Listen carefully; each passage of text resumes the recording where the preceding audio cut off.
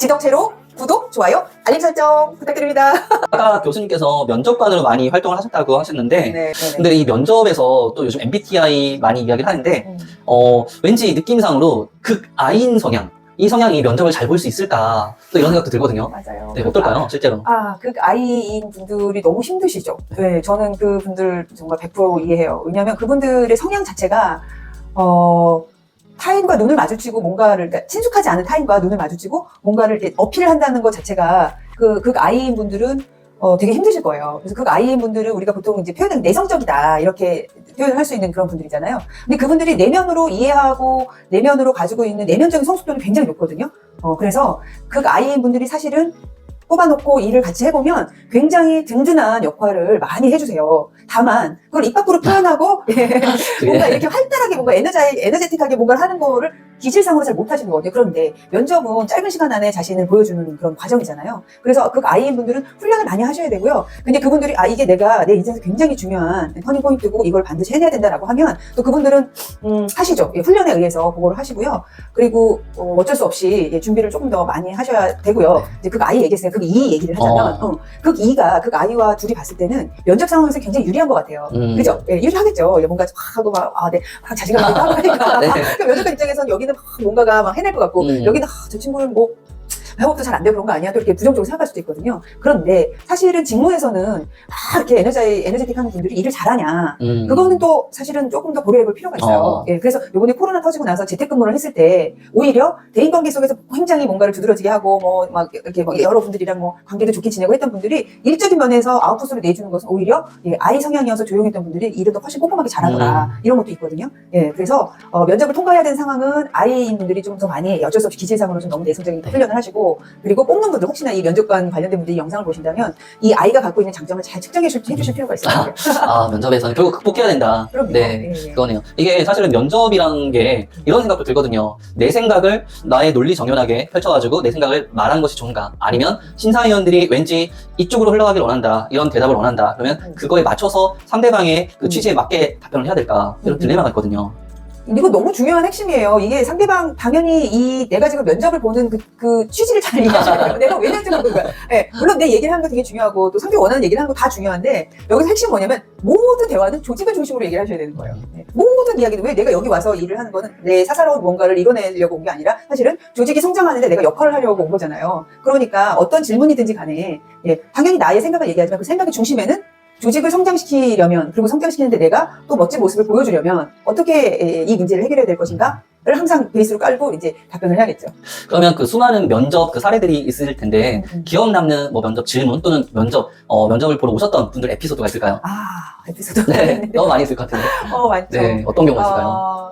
일단은 3가지 정도 기억이 나는데 첫 번째는 이제 우리가 면접을 볼 때 면접관님들, 저를 포함해서 이제 굉장히 주의해야 될 것 중에 하나가, 이제 아까 이 이야기도 했는데, 굉장히 언변이 좋은 분들이 있어요. 네. 그런데 보통은 이제 2분 정도, 면접자를 불러놓고, 이제 저희가 면접을 보는데, 이제 둘이 있다 보니까 비교 아닌 비교가 되잖아요. 그죠? 그렇죠. 비교가 되는데, 한 분은 E 성향을 가지셨다. 그래서 잘해. 근데 한 분은 예를 들면 I 성향을 가지셨다. 그럼 상대적으로 이분 말을 잘하는데 이분 말을 잘 못하는 것 같은 그런 느낌이 든단 말이에요. 근데 거기에서 이제 면접관이 굉장히 중요하게 봐야 될 거는, 이게, 언변이 좋다고 해서 그 안에 이 사람이 꼭 잘한다라고 증명할 수는 없는 거예요. 언변하고는 또 별개인 거예요. 그래서 저희가 항상 물어보는 게 경험 사례를 물어보거든요. 실제 사례. 네네. 그래서 그거에 대해서 본인은 어떻게 생각하냐, 아니면 갈등에 있었던 사례에 대해서 본인이 어떻게 그 상황을 극복을 했는지, 혹은 극복하지 못했다면 그로 인해서 느낀 점은 무엇인지 이야기를 좀 해달라 이렇게 질문을 하면 이제 갈등은 나의 생각과 타인의 생각이 다르기 때문에 빚어지는 일이므로 그것을 잘 해결해서 우리가 함께 힘을 합해야 조직을 위하는 것이라면 우리는 그래야 된다고 생각합니다. 이렇게 얘기를 하면 말은 되게 잘하는 것 같은데 잘 들어보면 알맹이가 없는 거예요. 생각만 얘기를 한 거죠, 그죠? 그래서 본인 이야기를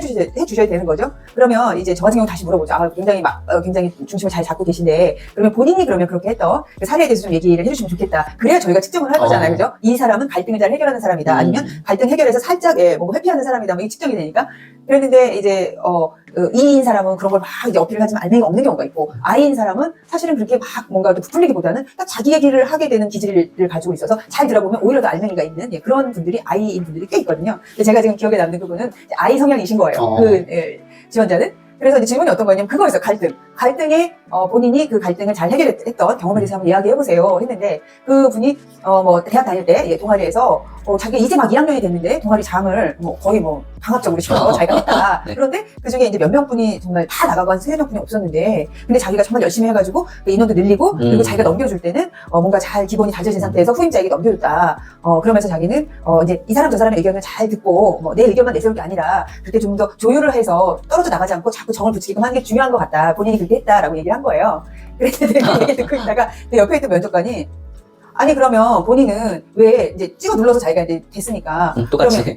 그러면 본인은 밑에 있는 후임을 정할 때 그럼 본인이 정했냐 그러면서 이제 왜 찍어 눌렀을 때 그럼 그 사람에게 이건 부당하다라고 얘기하지 않았냐 왜냐하면 이 면접관은 분명히 우리 조직 안에서 그런 일이 있을 수 있거든요. 너 이거 그냥 해 근데 이 사람한테 부당해 그래도 해 그러면 해야 되는 거야 말아야 되는 거야 당연히 그런 상황들이 많이 벌어진단 말이죠. 그래서 이 면접관 그렇게 물어봤는데 갑자기 이 친구가 펑펑 웃은 거예요. 진짜요? 그 실제 면접 장소에서? 전부 다 너무, 그러니까 저는 이게 딱 느낌이 왔어요. 이제 막 내성적이죠. 그런데 이제 막, 동아리 뭐야 말고 왔죠. 그런데 위에서 강압적으로 하니까, 하기 싫고 하지 말아야 되나 어쩌다 자기가 무거운 짐을 이제 지게 됐죠. 근데 그걸 아마 원활하게 풀지 못하고 굉장히 억울했을 거예요. 근데 그 긴장되는 면접 상황 안에서 왜 그렇게 했냐라고 우리 면접관이 이제 꼬리 질문을 하니까 이 친구가 그때 서름과 이런 어떤 자기를 왠지 또 다시 궁지를 모는 듯한 이 분위기가 너무 힘들어가지고 오는 거예요. 이렇게 웃으면 안 되는데. 네. 그래서, 그게 참 기억에 남죠. 그래서 이분이 뭔가 나쁜 감정으로 한 건 아니었고, 조직 안에서 그런 일이 있을 수 있기 때문에, 그렇다면 소송을 내주면서 이제 눈물을 닦으시라고, 진정하시라고 이렇게 했는데, 조금 냉정하게 생각을 해보면, 이제 면접이라는 상황은, 그런 것들을 이제 미리 짐작해서 잠재 역량 또는 핵심 역량을 측정하는 자리잖아요. 그래서, 그 부분에 대해서 우리가 잘 정의를 내리고 있어야 돼요. 내가 이 상황을 어떻게 받아들여야 되나, 그래서 저는 이제 면접 준비를 할 때 사실은 자신의 어떠한 삶을 다시 한번 이렇게 잘 점검해보고 그때 내가 아팠던 상처라면 이걸 어떻게 내가 이해하고 해석해야 되는 부분인가도 좀 따져보고 이런 과정도 필요하다고 생각하거든요. 근데 에피소드 되게 많아요. 하나만 더 얘기해요. 네. 되게 많은데 네. 그래서 제가 아까 뭐 E형, I형 이렇게 얘기했는데 경험이 굉장히 중요합니다. 여러분들의 경험을 들으면 사실 경험도 만들어진 경험도 있어요. 만들어서 조작한단 말인가요? 경험을? 이거 너무 제가 날것을 합격하기 위해서, 네, 너무 챗 GPT도 아니고 지금. 네. 지금, 네. 챗 GPT가 알려줄 수도 있겠네요. 이제 세상이 바뀌어서. 네.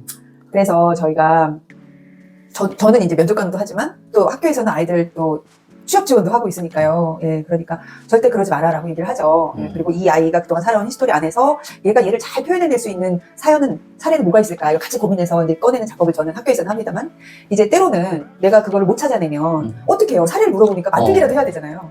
실제로 만들어서 지원하는 친구들이 꽤 많습니다. 현장에서 보면. 근데 그거를 이제 그 조직 내에 있는 인사팀이나 조직 내에서만 있으셨던 분들은 잘 못 걸러내세요. 진짠지.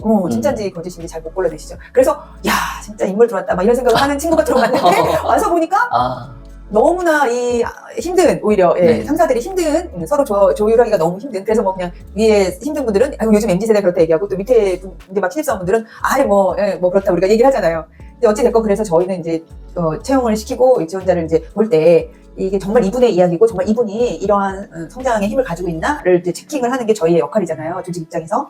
그래서 이제 어떤 분이 또 이제 면접을 보러 왔는데, 본인은 이제 리더십이 굉장히 있고, 그리고 그 리더십을 발휘해서 뭔가의 성과를 잘 냈다라는 것이 이제 자기소개서에 써 있었고, 이제 이야기도 했단 말이에요. 그래서 제가 여기 이제 자기소개서 안에 선교 활동을 했던 얘기가 있는 거예요. 그 선교 활동은 어떤 걸 하셨냐 그랬더니 이렇게 선교 활동이라기보다는 아이들이 이제 그 방학 때 되면 그 캠프 수련회라고 하잖아요. 네. 수련회 선생님 뭐 이런 걸 이 친구가 했던 거예요, 청년 때. 그래서 수련회에서 학생들을 이제 많이 리드하고 학생들이 성장할 수 있게 도와주고 이랬다는 이제 좋은 이야기들이 있길래 제가 물어봤죠. 그러면 어떻게 도와주셨냐? 아이들이 처음 다 모였잖아요. 모르는 얼굴들이 다 모였잖아요. 100명 막 이렇게. 네. 그러면 이제 쉬는 시간에 막 웃어줘서 간식도 먹고 물도 마시고 막 하잖아요. 제가 그런 질문을 드렸어요. 만약에 본인이 수련회 그 선생님으로 갔는데 아이들이 쉬는 시간이 됐어요. 그래서 다 이제 쉬려고 하고 간식도 먹고 막 이제 웃어줘서 해요. 그때 본인은 어떤 모습을 하고 있냐. 네. 맞잖아요. 그죠? 네. 근데 수련회에 가서 학생들을 잘 리드하고 뭔가 그렇게 협업을 이끌어내는 역량이 있다, 리더십이 있다 했으니 그럼 그 상황에 수련회에서 본인의 모습을 좀 설명해달라. 그랬는데 그 친구가 갑자기 질문을 듣더니 눈을 딱 내리깔면서 갑자기 이거 리더십이 있고 그런 친구가 왜 갑자기? 아니 그래서 제가 뭐지 내가 뭔가 질문을 하면서 이 지원자를 언짢겠나.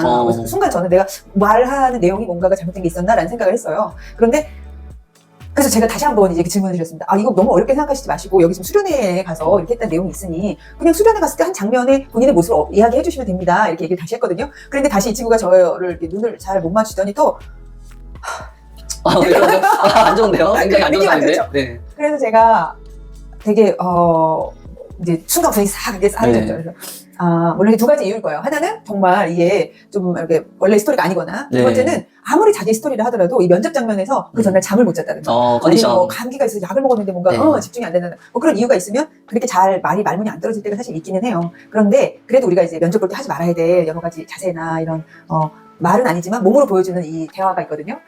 조심을 하셔야 되는 부분이었죠. 면접에서 가장 중요한 요소를 꼽으면 뭐가 있을까요? 면접은 어쨌든 그 채용의 과정에서 그 회사에 들어갈 수 있느냐 없느냐를 마지막에 이제 당락을 결정하는 굉장히 중요한 순간이잖아요. 그래서 면접을 준비할 때는 이것만으로도 정말 뭐 며칠간의 교육이 필요할 정도의 양이지만 핵심만 얘기를 하자면 면접할 때 준비할 거는 일단 세 가지 정도로 저는 보거든요. 네, 그래서 첫 번째는 이미지 관리를 잘 하셔야 돼요. 면접은 면대면으로 우리가 얼굴 보잖아요. 그래서 사실은 얼굴, 인상, 웃는 모습, 이게 크게 중요하지 않다든 중요하다라고 다들 주장이 좀 다르긴 하지만 어쨌든 첫인상은 중요하죠. 그죠? 첫인상. 예, 첫인상이 중요합니다. 근데 첫인상 안에는 뭐가 나오냐면, 자신감이라는 게 나오잖아요. 그래서 자기 자신에 대한 어떤 자신감이 있어야죠. 그래야지 새로운 조직에 들어와서 자기를 믿고 융합을 하고 뭔가를 결과물을 낼 수 있잖아요. 그래서 자기가 자기를 이뻐하고 할 수 있다는 의지를 가지고 있는 그 자신감을 보여주는 이미지가 중요하고, 두 번째는 그 직무에 대한 아무래도 사전조사, 그 기업이 어떤 방향으로 가고 있고 이 안에서 나는 어떤 역할을 할 것이다라는 것에 대한 충분한 숙지가 되어 있어야 되겠죠. 예, 그리고 마지막으로는 그것을 입으로 표현을 해야 하잖아요. 그래서 입으로 표현하는 방식에 대해서도 충분히 준비가 되어 있고 그것을 굉장히 많은 트레이닝을 통해서 자기한테 이제 자기 옷처럼 담아서 그걸 표현할 수 있어야겠죠. 이게 듣기에는 참 쉬워 보이는데 막상 하려고 하면 이게 네, 너무너무 어렵죠. 힘들다는 걸 느끼는데, 자칫하면 또 자신감이 너무 약간 거만하거나 너무 좀 면접관님의 특성에 따라서도 다르게 볼 수도 있을 것 같아요. 또 화려한 경력을 여러 가지 써놨는데 오히려 그걸 안 좋게 보실 수도 있을 것 같고. 교수님 지금 총 면접관을 몇 회 정도 해보셨나요? 횟수로는 잘 계산해보잖아요. 네. 네, 횟수로는 따질 수가 없을 것 같고요. 면접관으로 활동을 하기 시작한 게 2006년, 7년? 엄청 오래됐네요. 많이 됐죠. 예, 지금 주로 그럼 기업 면접을 많이 보셨죠? 기업 면접, 그리고 그렇죠. 네. 기업 면접을 주로 많이 봤네요. 그 부분도 생각이 나죠. 예. 그 면접관이 그러면 딱 봤을 때 이분들 뽑고 싶다, 그런 분들이 있나요? 그러니까 사실 이분이 괜찮으면, 이분이 너무 굉장히 좋은 지원자가 왔다라고 생각이 들면 질문을 한 3번을 계속 꼬리 질문을 해요. 꼬리 거의 질문. 확인 비슷하게. 네. 그래서 저도 하고 옆에 계신 면접관도 하시고 그렇게 하는 굉장히 좋은 사인이에요. 면접. 그 질문의 난이도가 조금 높아지면 더 좋은 사인이에요. 그래서 그랬을 때 정말 편안하게 여러분들의 이야기를 그냥 해주시는 거예요. 그래서 난이도가 높아서 내가 도저히 모르겠다, 이건 내가 정말 준비가 안 됐다 그러면 솔직하게 너무 죄송합니다. 제가 그 부분까지는 좀 고민을 많이 못 해본 것 같습니다. 예. 기회를 주신다면 한 번 더 고민해볼 시간을 함께 가지면 더 좋겠습니다. 이렇게 유연하게 이렇게 넘어가면 되는 거고요. 자, 이왕 얘기가 나왔으니까 네. 정말 모르겠다. 정말. 내가 이거 막 네. 멘붕 받아서 그렇죠. 아까 이렇게 했던 네. 지원자처럼 정말 모르겠다라고 하면 조심해야 될 게 그거예요.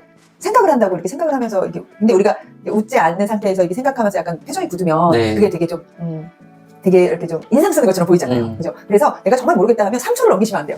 똑딱, 똑딱, 똑딱. 그래서 3초가 넘어가면 벌써 듣는 사람이 포기해, 그 부분은. 포기인데, 그냥 좋게 포기라기보다는 다음 질문에 좀 영향을 줄 수가 있는 거죠. 크게 기대를 안 하게 되는 거예요. 그래서 내가 잘 모르겠다 싶으면 시간을 그렇게 흘려보내지 말고 쿨하게 인정. 아까처럼 빠르게. 너무 죄송합니다 하면서 이제 자기의 상황을 얘기를 하고, 근데 그렇게 하지 않는 상황이 오면 좋겠지만 꼭 해야 될 건 그냥 약간 멍 때리면서 3초 이상을 보내지 말 것. 뭔가 말을 해야겠네요. 말을 하든 제스처를 하든 그렇지. 뭔가 하긴 해야겠네요. 아니면 유머를 던진다거나 네. 오히려 새로운 걸 시도해 봐야겠네요. 네네. 네, 그런 상황에서 3초. 사람들이 요즘에 영상을 볼 때 휙휙 하는 거랑 약간 비슷한 느낌이 있는데요. 맞아요. 네. 3초가 꽤 긴 시간이에요. 3초 안에 사로잡아라. 그렇죠. 너무 어려운다. 너무 어렵죠. 3초 안에 한 방에 사로잡는 거. 네. 그러면 그 교수님께서는 혹시 취업이 잘 되는 학과가 있고 또는 내가 정말 가고 싶은 학과가 있을 때 많은 학생들이 고민이 있을 텐데 어떤 걸 더 선호하시나요? 지금 3초 지나가고 있어요. 지금 3초 지나서 어떻게 하죠? 선택하는 그 상황에 취업이 잘 되는 과와 또 나의 흥미를 불사르고 싶은 과가 있다라고 하는데 뭐가 더 좋다라고 저는 말을 할 수 없다고 봐요. 자신이 선택하는 거죠.